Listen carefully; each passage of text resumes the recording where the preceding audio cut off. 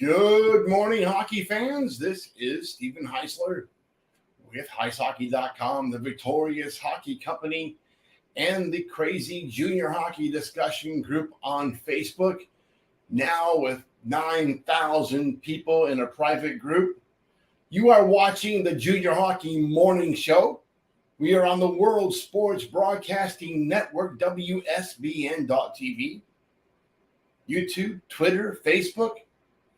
Hopefully you're enjoying the show from your car.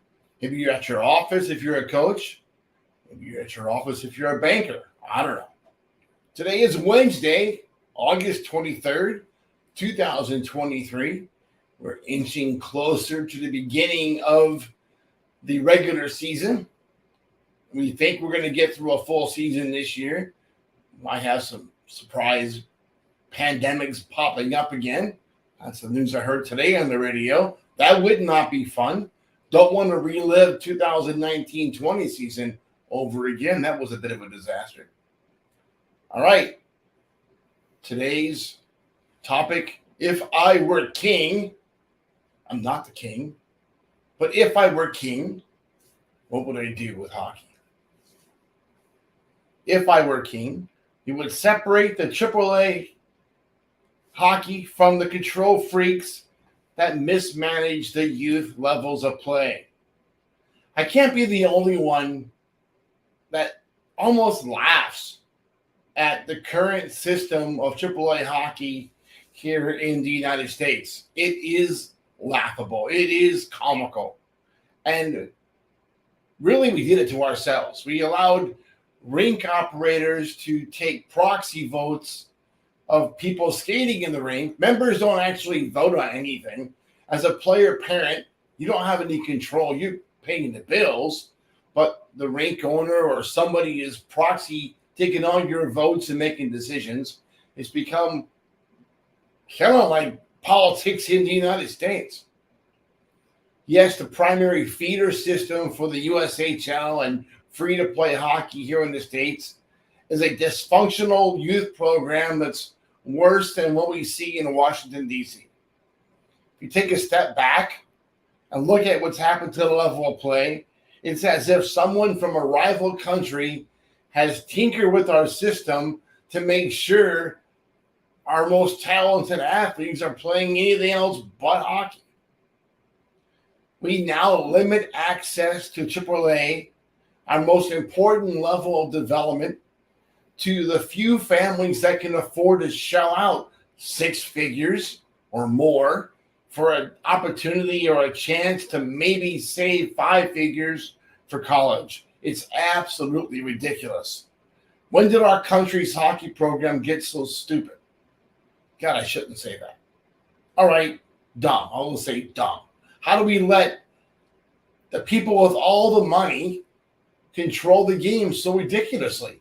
How do we let normal people that make less than $100,000 a year and we price them out of contention to play even AAA hockey? You can't afford to spend $50,000 to maybe watch your kid play half the games, if you're lucky, and make $100,000 a year. That doesn't work anymore.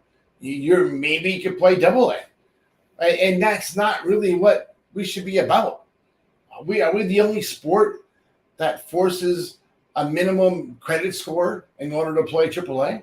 It's ridiculous. So one thing I would do, job one, is to dump the 18s from AAA level altogether. You have to be 18, or this year at 2005.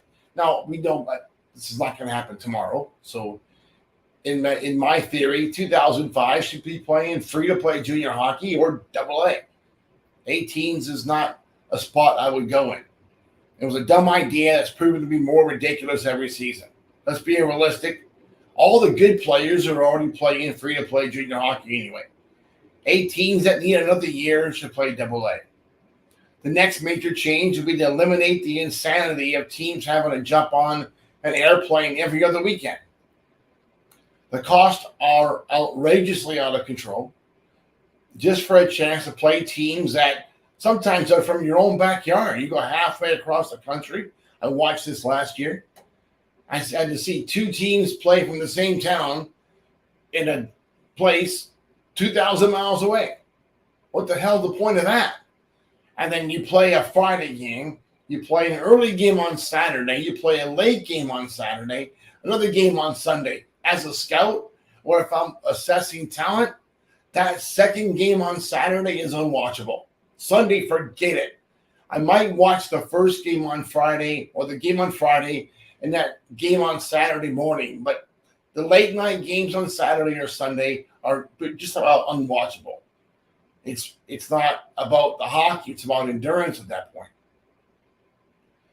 The new AAA Council, that's what I would call it, would divide levels into 5 single birth years. That's it. 2006s to 2010s if we had it going on this year. One team, one level. Teams, not clubs, could form anywhere within one of the 8 geographically formed districts. Teams will be allowed to participate in a single preseason tournament within their home district. The district scheduler must attempt to create a balanced game schedule that always takes academic impacts into consideration. Each team will play 50 games, a minimum, within the district between September 1st and April 1st. It's a lot of time between those 2 months. It's like 7 months. Plenty of time to get all the hockey in. The only allowable game days are Fridays, Saturdays, and federal holidays, or federal holiday weekends. Teams must dress 17 players and protect a maximum of 20. Up to 5 kids can be on an injury reserve list for 30 days. Players are automatically declared free agents if dropped from the protected list and on June 1st of every year. Easy enough. Teams should have a minimum of 3 on-ice practice sessions a week. Here's why. There are teams out there that fly kids in just for the games. The whole point of AAA is development, right? Is development only occurring on weekends? You can't practice anymore to be a good hockey player? Ridiculous. That doesn't work. Kids have to practice. And these teams should have 3 practices a week. And if you miss a practice, you can't play it that weekend or the next games. Makes sense?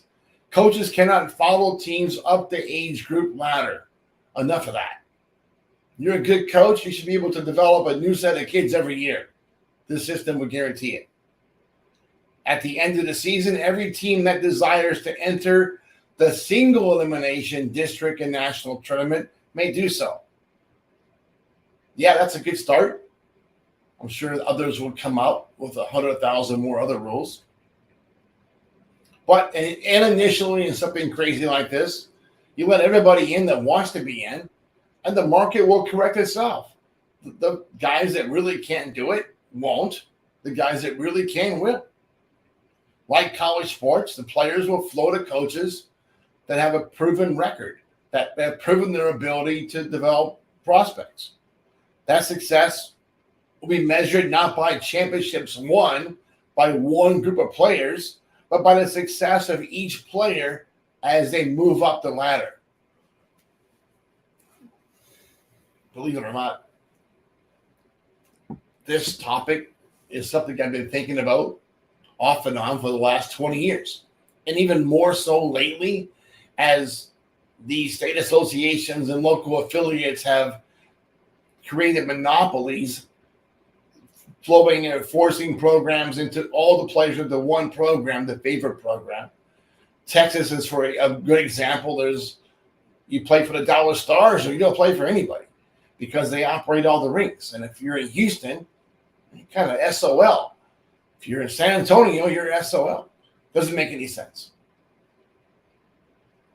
Everybody should be able to play, and the best players will figure out a way to get to the best teams. That's all there is to it. Let this thing open up. Let's get back to practicing. Let's get back to development. Let's get back to giving these kids a really honest-to-God, realistic opportunity to climb the ladder of success. That's it for today, folks.